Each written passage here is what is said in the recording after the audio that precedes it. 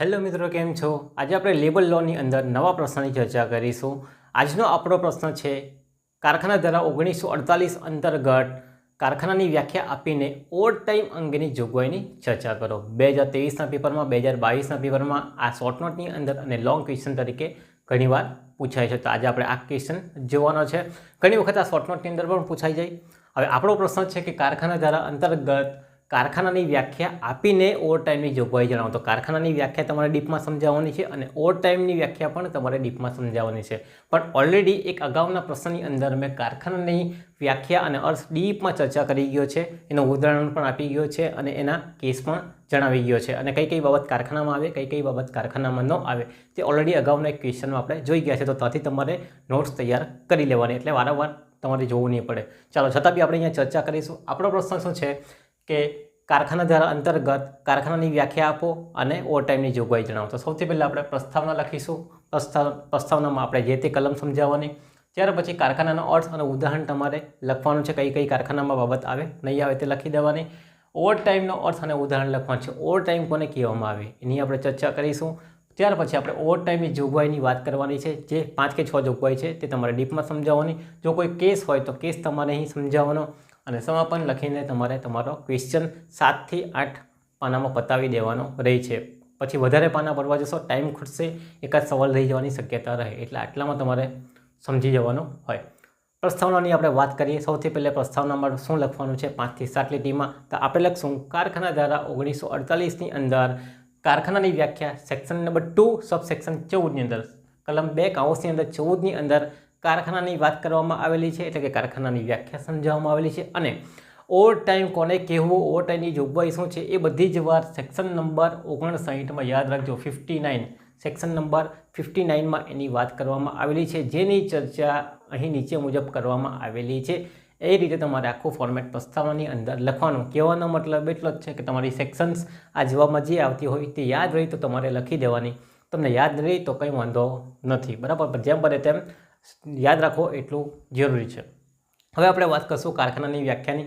Already અગાઉ મેં સમજાવી દીધેલું છે, બોર્ડ ડીપમાં સમજાવેલું છે, બોર્ડ પાનાની અંદર આરામથી લખાય એવી વ્યાખ્યા છે. છતાં મેં અહીંયા શોર્ટમાં સમજાવવાની કોશિશ કરું. કારખાનો એટલે શું? જ્યારે કોઈ જગ્યાઓમાં વીજળી વગર અથવા વીજળી સાથે, તો અહીંયા આપણે વાત કરશું વીજળી વગર 20 અથવા તેથી વધુ કર્મચારીઓ કોઈ ઉત્પાદન પ્રક્રિયા કરતા હોય ત્યારે એક વર્ષની અંદર, તો વીજળી વગર 20 અથવા તેથી વધુ વ્યક્તિઓ શું કરતા હોય, ઉત્પાદન પ્રક્રિયા કરતા હોય, તો તેને શું કહેવામાં આવશે? કારખાનું તરીકે ઓળખવામાં આવશે. આ પહેલી વાત આગળ કરેલી આપણે. પછી બીજી, વીજળી સાથે, તો વીજળી એટલે કે પાવરનો ઉપયોગ કરતા હોય તો 10 કર્મચારી, ઓછામાં ઓછા 10 જોઈએ, 10 અથવા 10 કરતાં વધારે કર્મચારી કોઈ ઉત્પાદન પ્રક્રિયા કરતા હોય, કોઈ કાચા માલને તૈયાર માલમાં ફેરવતા હોય, તો તેને પણ શું કહેવાશે? કારખાનું તરીકે ઓળખવામાં આવશે.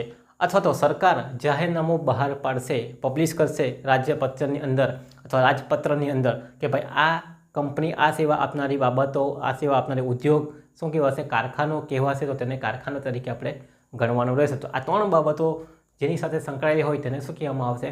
કારખાનું કહેવામાં આવશે. અને તમે તમને સમજાવ્યું તો કે હોટલ છે, રેસ્ટોરન્ટ છે, એવી બધી બાબતો કારખાનામાં આવતી નથી. એ તમારે અહીં લખી જ દેવાનું છે. પણ ઓલરેડી અગાડી મેં વાત કરી ગયો છે, એટલે અહીં ડીપમાં આપણે સમજાવતા નથી, ત્યાંથી તમારે લખી દેવાનું. એ કારખાનાનું ઉદાહરણ આપવાનું, એકાદ બે દાખલા તરીકે અતુલ કંપની છે, બરાબર. ત્યાર પછી વેલ્સપન કંપની વાપીની અંદર આવેલી છે, તો તે બધી કંપની શું કહેવાય?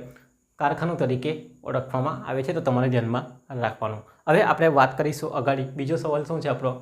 ઓવર ટાઈમનો અર્થ. ઓવર ટાઈમ પર આપણે જવાનું છે, ઓવર ટાઈમનો અર્થ જોવાનો છે, ઓવર ટાઈમની જોગવાઈ જોવાની છે અને સંબંધિત કેસ હોય તો તે જોવાના રહે. ચાલો, સૌથી પહેલાં આપણે ઓવર ટાઈમ કોને કહેવામાં આવે. તો ઓવર ટાઈમની અંદર વાત કરીએ તો જ્યારે કોઈ વ્યક્તિ નિશ્ચિત કાર્ય માટે અથવા નિશ્ચિત સમય નક્કી કરેલો હોય તેના કરતાં વધુ સમય કામ કરે અથવા વધુ કાર્ય કરતો હોય તો તેને શું કહેવામાં આવશે? ઓવર ટાઈમ તરીકે ઓળખવામાં આવશે. દાખલા તરીકે તમને 10 કલાક માટેનું કામ કીધું હોય અને તમે 15 કલાક કામ કરો, બરાબર. તો તે શું થઈ ગયું? ઓવર ટાઈમ થઈ ગયું. તમને કહે કે તમારે 8 કલાક જ કામ કરવાનું અને તમારે 15 કલાક કામ કરવું પડતું હોય તો તે શું કહેવાશે? Over time. અથવા તમને કહે કે ભાઈ 100 એકમો બનાવો અને તમારે 200 એકમો તમારી પાસેથી બનાવવામાં આવતો, તો 100 તો એ નિશ્ચિત કામ છે અને બનાવે કેટલા? 200. તો એ વધારેના 100 તમે બનાવ્યા, તો એ શું થઈ ગયું? Over time.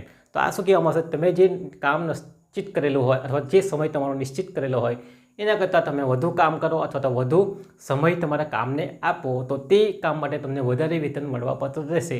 તો આ જે સમય અથવા જે કાર્ય કરો તેને શું કહેવામાં આવશે? ઓવર ટાઈમ તરીકે ઓળખવામાં આવે છે. ઓકે, સિમ્પલ ભાષામાં સમજી ગયા? ઉદાહરણ આપી દેવાનું.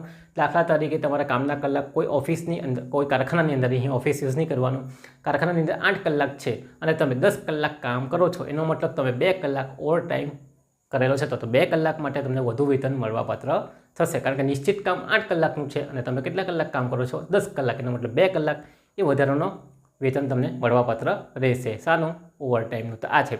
બીજી વાત કરવાનું, તમને 100 એકમ બનાવવા માટે કીધેલા અને તમે તે જ દિવસમાં ઝડપ કામ કરીને 150 એકમ બનાવ્યા. તો કેટલા એકમ બનાવવા કીધેલા? નિશ્ચિત કામ કેટલું હતું? 100 એકમ. અને બનાવ્યા કેટલા? 150 એકમ. એનો મતલબ કે 50 તમે વધારે બનાવ્યા, એનો મતલબ કે 50નું વેતન તમને વધારે મળવું જોઈએ. તો આને શું કહેવામાં આવશે? Over time. તો ઓવર ટાઈમની વ્યાખ્યા તમારે લખવી પડશે. શું વ્યાખ્યા લખશું? કે ભાઈ સામાન્ય કામ કલાક કરતાં વધુ કાર્ય કરો અથવા તો સામાન્ય કામના કામ કરતાં વધુ કામ કરો. બરાબર? એકમની વાત કરી જવાની અને ટાઈમની વાત કરી જવાની. તો તેને વધારેના જે કામ કરશો તેને શું કહેવામાં આવશે? ઓવર ટાઈમ કહેવામાં આવશે. નિશ્ચિત કામ કરતાં અથવા નિશ્ચિત સમય કરતાં વધારે સમય આપો, વધારે કામ આપો તો તેને શું કહેવામાં આવશે? ઓવર ટાઈમ તરીકે ઓળખવામાં આવશે. ઓવર ટાઈમના 2 પ્રકાર છે.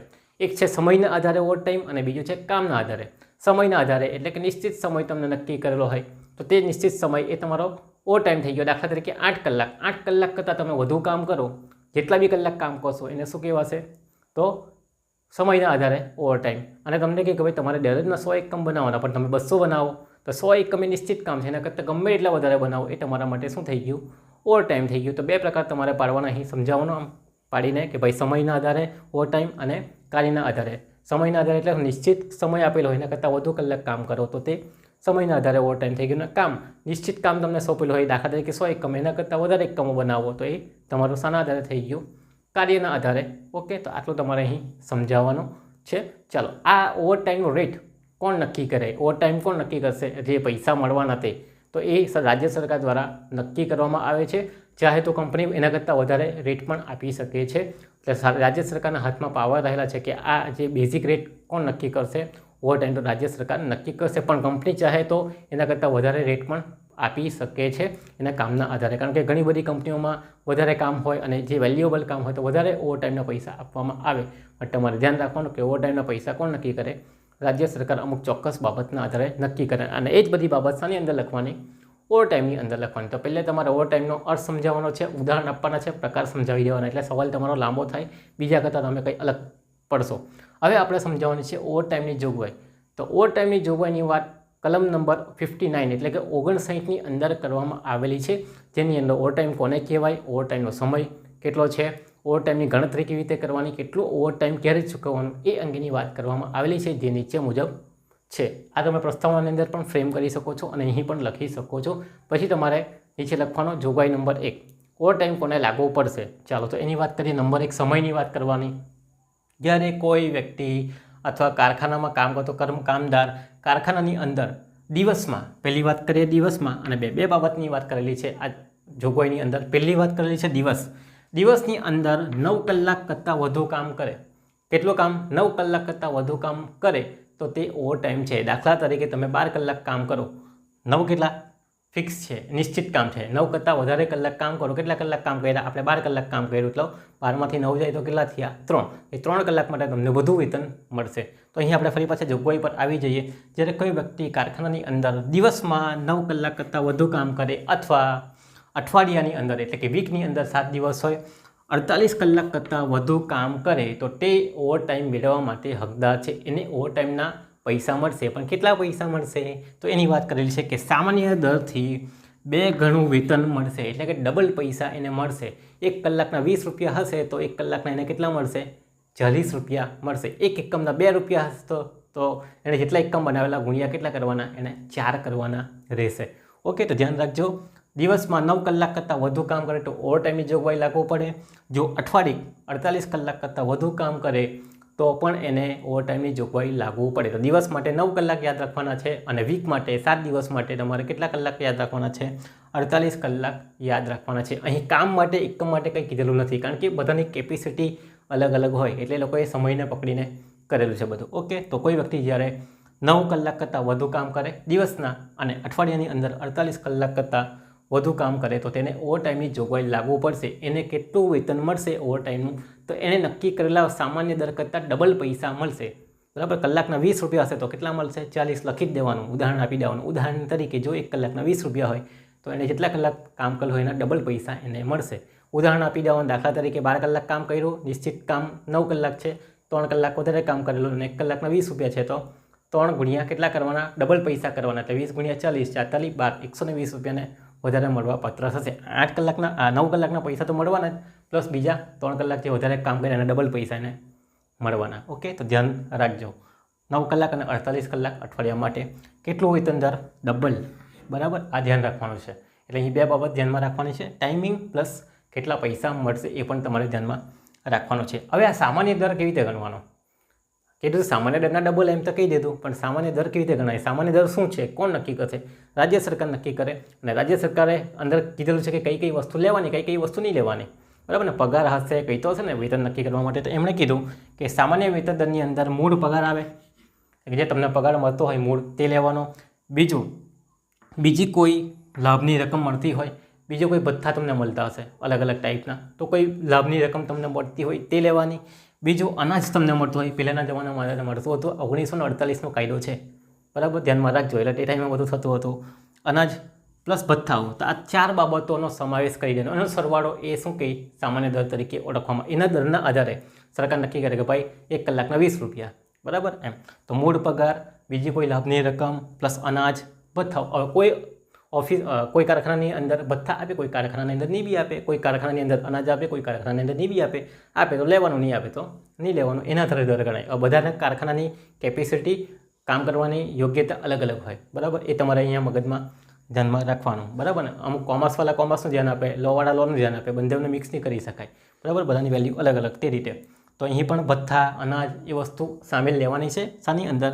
તમારા વેતન દરની અંદર. અને એ રાજ્ય સરકાર બનાવશે એ પ્રમાણે, કલાકના 20 રૂપિયા કે 15 રૂપિયા કે 30 રૂપિયા જે નક્કી કરે તે. ઓકે, ચાલો.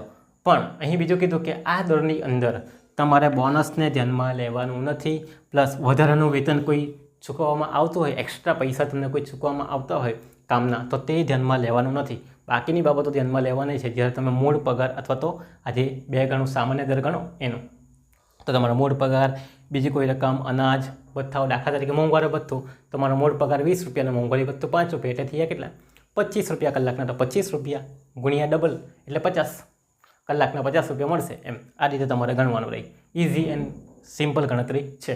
ચાલો, પણ ધ્યાનમાં રાખવાનું કઈ કઈ વસ્તુ આવે, કઈ કઈ વસ્તુ નહીં આવે. તો પહેલાં આપણે સમય ગણી કાઢ્યો. બીજી વાતમાં શું વાત કરી? સામાન્ય દર કરતાં ડબલ પૈસા મળે. બરાબર, અને જોગવાઈ જ બનાવી દેવાની, ડબલ પૈસા મળે. પણ સામાન્ય દર કોને કહેવાય? એની ગણતરીમાં શું હોય? તો તે આપણે સમજાવવાનું કે ભાઈ પગાર હોય, બીજી લાભની રકમ હોય, અનાજ હોય, ભથ્થા હોય. બરાબર, પણ બોનસ આવતું નથી અને વધારાનું વેતન જો આપવામાં આવતું હોય તો આવતું નથી. એની ગણતરીમાં ધ્યાનમાં લેવું નહીં, એનો સમાવેશ થતો નથી. એટલું તમારે ધ્યાનમાં રાખવાનું. ચાલો, હવે આ વાત પતી ગઈ. હવે આપણે આગળ જઈએ. આગળમાં શું કીધું છે? આ તો ફિક્સ થઈ ગયું કે કામના કલાકો બધું ફિક્સ હતું. પણ કોઈ મજૂર છે જે છૂટક કામ કરે, જ્યાં ફિક્સ કારખાનું નથી, ફિક્સ કામ નથી થતું. અઠવાડિયું આવે કામ પછી બંધ, પાછું અઠવાડિયું આવે કામ પછી બંધ. તો તેવા સંજોગોમાં જો ઓવર ટાઈમનો દર ગણવો હોય તો કેટલો ગણવાનો? બરાબર, જ્યાં છૂટક કામ થતું હોય. આજે કામ કર્યું પછી કદાચ મહિનો કામ નહીં બી મળે, તો એવી જગ્યાની માટેની વાત છે કે છૂટક દરે કામ કરતો હોય ત્યાં ઓવર ટાઈમ કેવી રીતે ગણવાનું? બરાબર ને, કારણ કે ત્યાં ફિક્સ છે 9 કલાક કરતાં વધારે કામ તો છે તો વાંધો નથી. પણ જ્યાં છૂટક કામ કરીએ છીએ, જ્યાં વધારે કામ નથી આવતું, તેવા સંજોગોમાં શું કરવાનું? ચાલો, તો એની વાત કરીએ. છૂટક દરે વેતન ચૂકવાતું હોય તેવા સંજોગોની અંદર શું થાય? જે માસમાં કામ કરેલું હોય, બરાબર, એના અગાઉના માસમાં એણે જે રીતે કામ કરેલું હોય એના આધારે એને વેતન આપવાનું. બરાબર, કારણ કે દરરોજના કામ નથી થતું.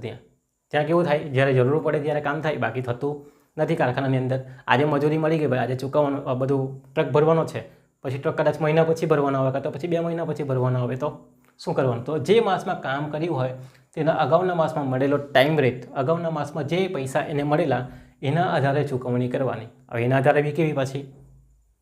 2 ગણી. બરાબર, તો એ ધ્યાનમાં રાખવાનું. આ ટાઈમ રેટનો મતલબ જ એ છે કે કેટલા પૈસા ચૂકવશે. આગળ એને જે કામ, એની કેપેસિટી મુજબ જે કામ કરેલું હશે તે મુજબ એને ચૂકવવાનું છે. તો શું ધ્યાનમાં રાખવાનું? જ્યારે છૂટક વેતન દરે મજૂરી ચૂકવાતી હોય ત્યારે જે માસમાં કામ કર્યું હોય એના અગાઉના માસમાં, બરાબર, દાખલા તરીકે હમણાં કયો માસ ચાલે છે? હમણાં આપણે સમજો કે એપ્રિલ માસ ચાલે છે. એપ્રિલ માસમાં કયું વેતન ધ્યાનમાં લેશું ભાઈ માર્ચમાં તમે જે કામ કરેલું અગાઉનો માસ એટલે ત્યારે એને કયું વેતન ચૂકવાયેલું એના આધારે હમણાં ગણતરી થશે અને એના ટાઈમ રેટના આધારે એને શું ચૂકવવાનું ઓવરટાઈમ ચૂકવવાનું. ઓકે, તો ધ્યાનમાં રાખજો. પણ સમજો કે એને આગલા માસમાં કામ જ નથી મળેલું, બરાબર ને, આગલા માસમાં એને કામ નથી મળેલું તો શું ધ્યાનમાં રાખવાનું?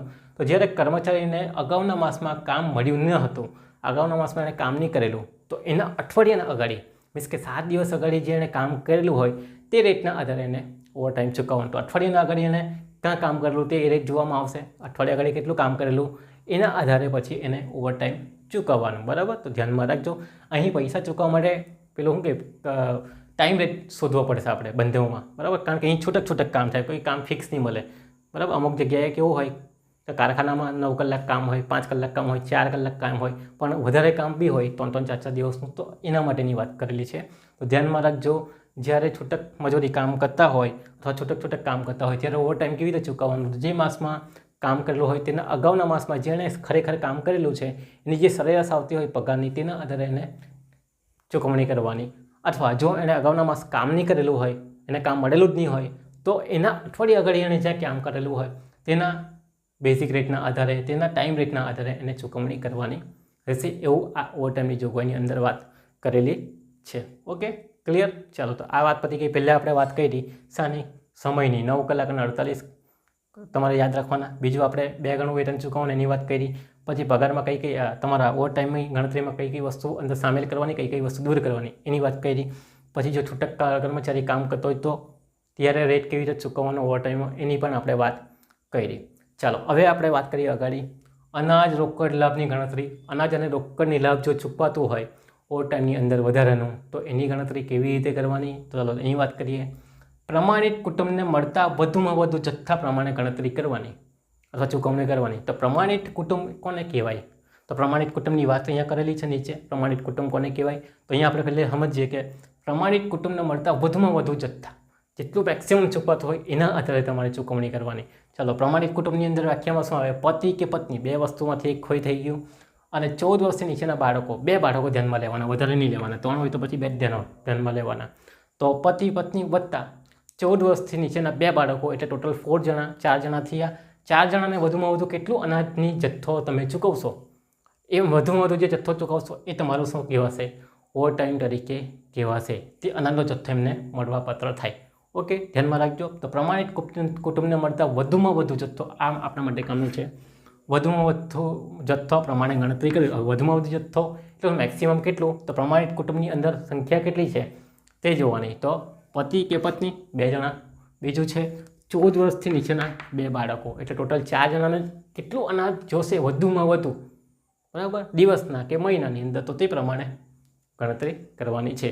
ઓકે, તો અનાજ અને રોકડની ગણતરી આ રીતે તમને જે વધુમાં વધુ જથ્થા પ્રમાણે ચૂકવાતી હોય એ પ્રમાણે ગણવાની. પણ મોસ્ટ ઓફની અંદર કારખાનાની અંદર 1 કલાકના 20 રૂપિયા છે, આટલા એકમના આટલા રૂપિયા છે, ફિક્સ જ હોય. એટલે આ બધી ગણતરી કરવાની કોઈ બહુ જરૂરત પડતી નથી. પણ 1948નો કાયદો છે એટલે આપણે ભણવું પડે છે, બરાબર. ત્યારની આ અમુક વસ્તુ એડ કરેલી છે અને આની અંદર સુધારો પણ થયેલો છે 1976ની અંદર. ઓકે, તો ધ્યાન બી રાખજો. બીજી વાત સરકારે કીધેલી છે 5મી જોગવાઈ, રાજ્ય સરકાર નિયમ બનાવી શકશે. ભાઈ, રાજ્ય સરકારના હાથમાં પાવર રહેલા છે, એ ચાહે તો નિયમ બનાવી શકે છે. કયા નિયમ બનાવી શકે? તો પહેલી વાત કઈ? રાહત ભાવે અપાતું અનાજ. આ જે અનાજ છે એના જથ્થા જેટલું રાહત ભાવે અપાય છે એના લાભ અને એની ગણતરીની રીત સરકાર બનાવી શકે. એના માટેના નિયમ સરકાર બનાવી શકે છે. ભાઈ, તમારે કઈ વસ્તુ ગણવાની, અનાજમાં કઈ વસ્તુ નહીં ગણવાની. જેમ અહીંયા કીધું, પતિ પત્ની 14 વર્ષથી નીચેના 2 બાળકો ધ્યાનમાં લેવાના, 14 વર્ષથી ઉપરના બાળકો હોય તો ધ્યાનમાં લેવાના નહીં. ઓકે, તો આ વસ્તુ અહીંયા ક્લિયર થઈ જાય. બીજું, ફેક્ટરીમાં રાખવામાં આવતા રજિસ્ટરો. રજિસ્ટરની અંદર કામ નોંધવામાં આવે. ભાઈ, કોણે કેટલા કલાક કામ કર્યું કેવી રીતે ખબર પડે? રજિસ્ટરમાં નોંધાય તો ખબર પડે ને. તો આપણને ખબર પડે કે ઓવરટાઈમ અને આપવાનું કે નહીં આપવાનું. કારણ કે આ મેઇન વસ્તુ છે કે ભાઈ 9 કલાક અને બીજું શું છે 48 કલાક કરતાં કામ વધારે થાય તો, બરાબર. તો ધ્યાનમાં રાખવાનું કે અહીં રાજ્ય સરકાર નિયમ બનાવી શકે છે. આ 5મી જોગવાઈ આપણને આપવામાં આવેલી છે.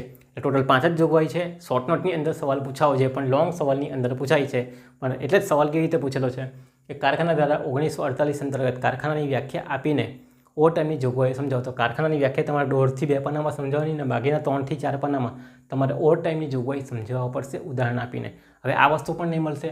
ઓવરટાઈમનો અર્થ એના 2 પ્રકાર છે તે તમારે અહીં સમજાવવાના છે, સમયના આધારે અને બીજો શાની આધારે? કાર્યના આધારે તમારે આમ ફાટા પાડવાના અને એને સમજાવવાનું છે. એનો એક પેજ તમારો જાય, બરાબર, સમજાવો તો ઉદાહરણ આપીને, અને પછી આ 5 જોગવાઈ તમારે 2 થી 3 પેજની અંદર સમજાવવાની છે ડીપની અંદર. ઓકે, તો સૌથી પહેલાં તમારે પ્રસ્તાવના સમજાવવાની છે 5 થી 7 લીટીમાં, બરાબર. કારખાનાનો અર્થ તમારે સમજાવવાનો છે 2 પાનાની અંદર, એટલે તમારે 3 પાના થઈ ગયા છે, બરાબર. ચલો, આ આટોને લખીને આવતા. ઓલરેડી મેં વ્યાખ્યા તમને કીધું છે કે આગળ સમજાવેલી છે, એ જ વ્યાખ્યા તમારે ડીપમાં વાંચવાની છે અને અપવાદ સહિત લખવાની છે. પછી આ ઓવર ટાઈમ 1 પાનાની અંદર તમારા બંદર પ્રકાર સમજાવવાના અને બાકીના 2.5 પાનાની અંદર તમારે તમારા શબ્દોની અંદર લખવાનું રહે. તો ઓવર ટાઈમની જોગવાઈમાં તમને 5 જોગવાઈની વાત કરી ગયો છે, તે તમારે ડીપમાં સમજાવવાની છે. નહીં સમજ પડી તો પાછો વિડીયો બીજી વખત જોજો એટલે ખ્યાલ આવી જશે. તો આ રીતે તમારે ઓવર ટાઈમનો સવાલ પૂછાય તો લખવાનો રહેશે. સમાપનની વાત કરીએ હવે. સમાપનમાં શું લખવાનું છે કે આમ ઉપર મુજબ કારખાનાની વાત અને ઓવર ટાઈમની જોગવાઈની વાત કરવામાં આવેલી છે. જ્યારે કોઈ કર્મચારી નિશ્ચિત કામ કરતાં વધુ કામ કરે અથવા નિશ્ચિત સમય કરતાં વધુ કામ કરે તો એને ઓવર ટાઈમની જોગવાઈ આપવાને પાત્ર હોય છે. હવે તમને અહીંયા પ્રશ્ન નહીં થયો કે સ્ત્રી માટે અલગ જોગવાઈ હોવી જોઈએ, બાળકો માટે અલગ જોગવાઈ હોવી જોઈએ અને પુરુષ માટે અલગ. તો પુરુષ અને સ્ત્રી માટે એક જ જોગવાઈ છે, ભાઈ 9 કલાક કરતાં વધુ કામ. અહીં સેક્શન નંબર 54માં એમ કહે છે કે કોઈ બી વ્યક્તિ પાસે 9 કલાક કરતાં વધુ કામ લેવું જોઈએ નહીં. પુરુષ અને સ્ત્રી બંનેની બાબતમાં સેક્શન નંબર 51 અને 54માં આવી વાત કરવામાં આવેલી છે. અને બાળક માટે સેક્શન નંબર 71ની આજુબાજુ છે. સેક્શન નંબર 71માં એમ કીધું કે 4.5 કલાકથી વધારે કામ બાળક પાસે લેવું નહીં જોઈએ. હવે બાળક કોને કહેવાય?